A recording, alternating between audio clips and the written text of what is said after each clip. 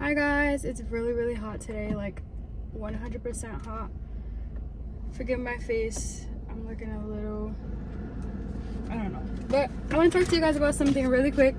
So I'm going to talk to you guys really quick. So basically I'm going to talk about Paul and Silas because I read it today. I read it a few months ago, but I'm just going to tell you guys a summary of what I read. So basically Paul and Silas were going to pray, but they ended up seeing a woman with spirits, by which she predicted the future.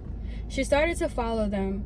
She kept shouting, "These men are servants of God who are telling you to be saved."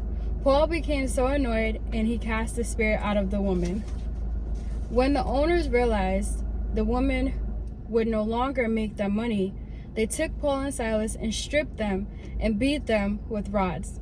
They were put in prison, but Paul and Silas were praying and singing hymns to God.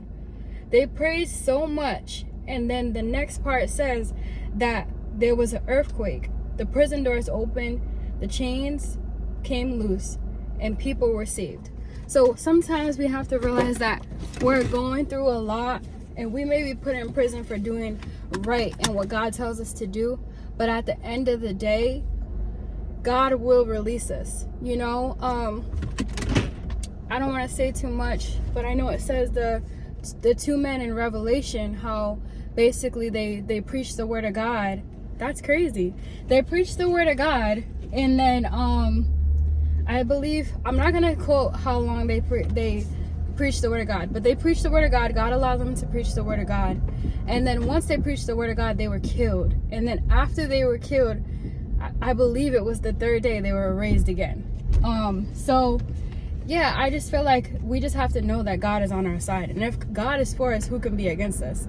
But we do have to go through things as believers. We will have to go through things, but just know that God is on your side and you will get through. Bye, guys.